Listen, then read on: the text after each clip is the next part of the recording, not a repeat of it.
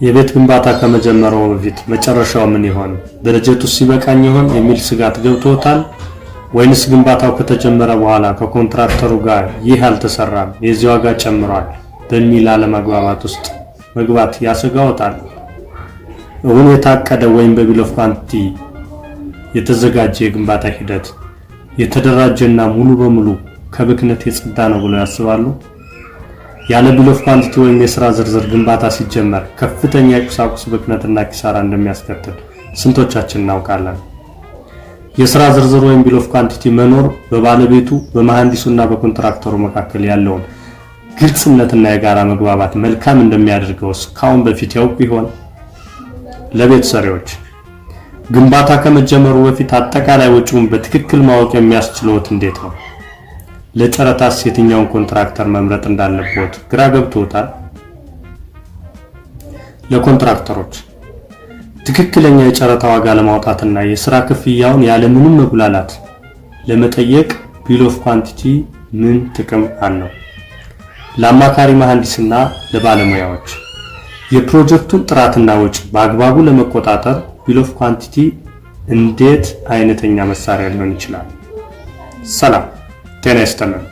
ለቻናሉ አዲስ የሆናችሁ ሰብስክራይብ ማድረጋችሁን አትርሱ።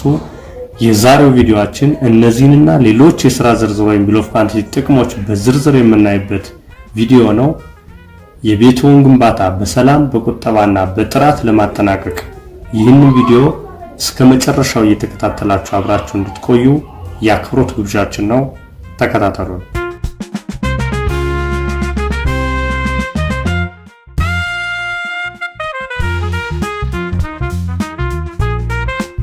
ለሚገነባው ህንፃ የሥራ ዝርዝር ወይም ቢል ኦፍ ኳንቲቲ መኖር ዋና ዓላማው ለፕሮጀክቱ የሚያስፈልጉትን ሁሉንም ቁሳቁሶች፣ ጉልበት እና የሥራ ዕቃዎች መዘርዘርና መለካት ነው። 10 የሥራ ዝርዝር ወይም የቢል ኦፍ ኳንቲቲ ወሳኝ ጥቅሞችና አስፈላጊነቱን የሚገልጹ ጉዳዮች እንደሚከተለው አቀርባለሁ። አንደኛ፣ የወጪን ግምት ለማወቅ ያገለግላል። የሥራ ዝርዝር የሥራ ዕቃዎችን በመዘርዘር የህንፃውን አጠቃላይ ወጪ ለማስላት ይረዳናል። ተቋራጩ በእያንዳንዱ ማቴሪያል ላይ በገበያ ላይ የተመሰረተ ዋጋ እንዲተገብሩ ያስችላቸዋል። ይህም በጣም ትክክለኛ የሆነ አጠቃላይ የፕሮጀክት ወጪ ግምት እንዲኖር ያደርጋል። ሁለተኛ፣ በጨረታ ተቋራጮችን ለማወዳደር የዋጋ ንጽጽር ፍትሃዊ እንዲሆን ኮንትራክተሮች ጨረታቸው በተመሳሳይ መጠን እንዲዘጋጅ ለሁሉም ተጫራቾች ተመሳሳይ ዝርዝር በማቅረብ ተጫራቾች ተወዳዳሪና ትክክለኛ ጨረታ እንዲያካሂዱ ያስችላቸዋል። ሶስተኛ፣ ለፕሮጀክት እቅድ ያገለግላል። መሐንዲሱና ኮንትራክተሩ በግንባታው ወቅት የሚያስፈልጉትን ቁሳቁሶች፣ ጉልበትና መሳሪያዎች እንዲያቅዱ ይረዳል።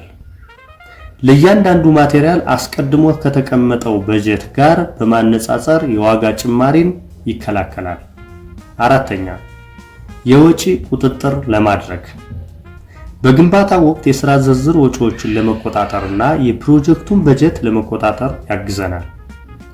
በግንባታ ወቅት ለውጦች ወይም ተለዋዋጭ ነገሮች የሚከሰቱ ከሆነ በሥራ ዝርዝሩ ላይ የተስማሙበትን አሃድ ተመኖች በመጠቀም የተጨመረ ወይም የተተወ ሥራ ወጪን ለማስላት ጠንካራ መሰረት ሆኖ ያገለግላል።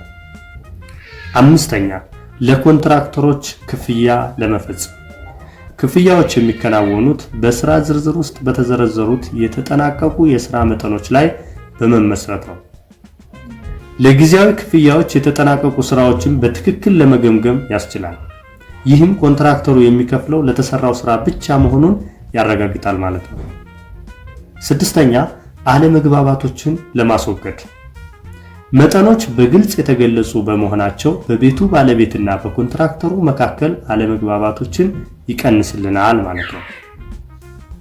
ሰባተኛ፣ የቁሳቁስ ግዢ ለማከናወን ትክክለኛ የግንባታ ዕቃዎችን በተቀመጠው የሥራ ዝርዝር መስፈርት መሰረት ለመግዛት ያግዘናል። ስምንተኛ፣ የሥራ ዝርዝር መሰራቱ ለባለቤቱ ያለው ጥቅም ግንባታው ከመጀመሩ በፊት ባለቤቱ የህንፃውን አጠቃላይ ወጪ ለመገመት ይረዳዋል። ለበጀት እቅድና ለፋይናንሻል ቁጥጥር ራሱን እንዲያዘጋጅ ያግዘዋል። በጨረታው ሂደት ባለቤቱ የኮንትራክተሮችን ጨረታ በቀላሉ እንዲያወዳድር ያስችለዋል። ፕሮጀክቱ በታቀደው በጀት መጠናቀቁን ለማረጋገጥ ይረዳል። 9ኛ የሥራ ዝርዝር መሰራቱ ለኮንትራክተሩ ያለው ጥቅም ኮንትራክተሩ ትክክለኛ የጨረታ ዋጋዎችን እንዲያዘጋጅ ያግዘዋል። ለግንባታ የሚያስፈልጉ መሳሪያዎች፣ በግንባታው ወቅት የወጪ ቁጥጥር እና የፕሮጀክት አስተዳደር ለማድረግ ያግዛል።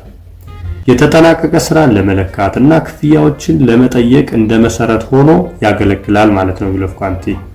10ኛና የመጨረሻው የሥራ ዝርዝር ጥቅም የሥራ ዝርዝር መሰራቱ ለአማካሪው ያለው ጥቅም አማካሪው የወጪ ግምቶችንና የጨረታ ሰነዶችን እንዲያዘጋጅ ያግዘዋል።